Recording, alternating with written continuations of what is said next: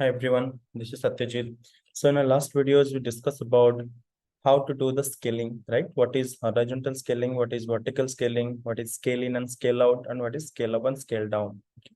We discuss in detail. So in these videos, we discuss about what do you mean by status checks? Okay, what is the terminations protections of EC2 instance? Before to start with, whenever you created one EC2 instance, if you see here, there is something called status checks, 2 by 2 checks passed. Okay, so what does that mean by 2 by 2 checks passed? It means, so there are two checks. So EC2 is a infrastructure as a service. It means they will give you the infrastructure, they will give you the hardware. Now, what you installed and how to use it, that is the customer responsibility. So that is called shared responsibility model. Okay, so there is something called shared responsibility model where what is AWS responsibility and what is customer responsibility. So AWS responsibility is the hardware should be up good, or hardware should be well, and the like the hardware part, okay, the hardware system statistics, so the hardware part should be good, right? The instance and everything will be running in the sense like you can able to access it. From there, AWS responsibility is going to end. Now on the customer responsibility, like which applications they are going to install. Like on the last videos we discussed about, we installed Apache applications, right? So now customer can install any of its applications, maybe Apache, or maybe React, maybe Python, right? Any application they can install it. Now if the application is not working or anything, so that is the customer responsibility. Okay, so there are two responsibility. One is AWS responsibility, one is customer responsibility, that we call as shared responsibility model. Okay, either one of the fails, your applications fails. Okay, so it should be both need to be satisfied, or both should to be passed. So that's the reason if you see whatever the running instance is there, 2 by 2 checks passed. It means, okay, if you select one and here go status checks, okay, one is system reachability checks, one is instance reachability check. So system reachability check means that is from AWS side, it means hardware side. Okay, and instance status checks means it is for application side.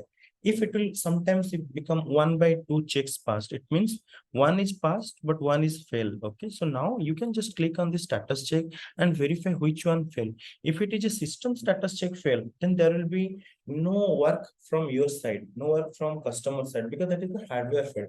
So on that situations, we have only one options. We need to stop the server and start it. Why? Because the hardware will get changed from one rack to other rack, right? From one area to other area. So on that case, the status check will pass, because where is the server located on that rack, on that data center, there is some issue.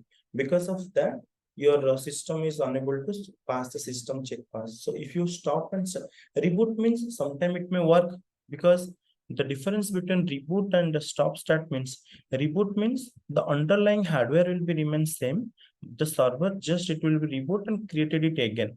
If there is an issue in that hardware itself, so what will happen after reboot also, the system will also fail, the status check also fail. But if you to stop and start, right? So once you to stop and start, so what will happen? Your hardware will release from that rack to other rack. So on that perspective, uh, when the system is created in the new hardware, so there will be like new hardware, so that the hardware should work fine and your system should work fine. So always remember, whenever you experience 1 by 2 status checks or any status check failed for the system level, you need to do the stop and start. You may try with reboot sometimes work and sometimes may not work. So the best possible solutions will be, we need to do the stop and start. Okay, that is related to system status check. When you talk about instance status check, it means applications level troubleshooting. It is mainly focused on the customer responsibility, because how they install applications, okay, and proper applications path they have deployed or not, okay, respective port they allowed or not. So that level of troubleshooting, who install the applications or who configure the applications, they can take care. Okay, so that we call as a shared responsibility model. And make sure whenever you launch an instance, the status check need to be passed. If status check is unable to pass, then you may or may not able to log into the server. Let's say system status check pass, you can able to log into the server, but your main application, which is intended to be run, that will not work. So there is no use. And if your system statistic itself failed, then you cannot log into the server also because hardware issue. Okay, so you need to be very take care and verify. Okay, that is all about the status check. Next is we need to understand the terminations protections. Okay, so let's say any accidental issue can happen. Let's say you have 100 number of EC2 instance and you have team members, let's say 50 team members. Okay, so all are managing those. So let's say someone got admin access, it's knowingly or maybe unknowingly. So someone, let's say the naming conventions, generally we do in the customer environment, naming conventions like customer name, okay, hyphen prod, okay, or hyphen dev, hyphen test. Okay, let's say one customer Coca-Cola. So we can say that Coca-Cola prod EC2 1, Coca-Cola prod EC2 2, okay, like that. So now dev EC2 2, test EC2 2, like that. Now we need to do the let's say someone customer told terminate the test instance. Now we don't require it. So now you just need to filter out using Coca-Cola test EC2. But instead of, if unknowingly by mistake you type only Coca-Cola, so what will happen? All the instances can appear. All means all prod, test, and wherever the tag Coca-Cola will be there. So everything will come. So if you do terminate, then gone. All of your infrastructure, everything is going to terminate. Okay. So that will be a huge risk because your infrastructure will be down fully. So how to avoid that?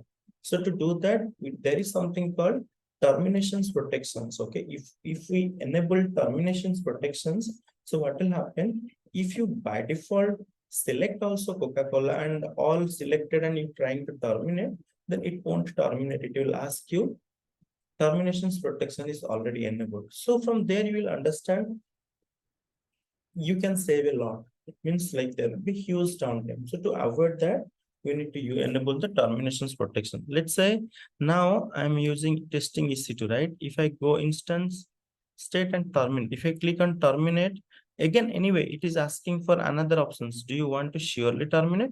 If I click on terminate, gone. Now I don't have any choice because it's already terminated. I cannot bring it back. Okay. Now, so how I will enable the terminations protections? Let's say I will use this one, automate EC2 instance. You can go to the actions and instance settings, change terminations protections. Here, if you made as enable, so that's it. I enabled it. Now try to terminate. If I click on instance state and terminate, immediately it will throw the error. Okay, what it's saying? Fail to terminate. The instance may not be terminated. Modify its disable termination instance attribute and try again. It means I just need to again go to the instance. I need to disable that option. Then only I can terminate. Okay, so that is little bit secure to your infrastructure. So it will give you some add-ons, or else unnecessary. There may be huge risk to your infrastructure. So and there will be charges associated. It will be not so much, but there will be extra charges for this behavior because grid facility comes with grid capital, right? Some of the facilities you want, then you need to pay for that, like that. Now this is an extra add-ons or advantages. So for that, you need to pay something. Okay? So as a, I think exact amount I don't know, but you need to pay per month or something 0.01 or 0.1 something. I will just double check and I will let you know.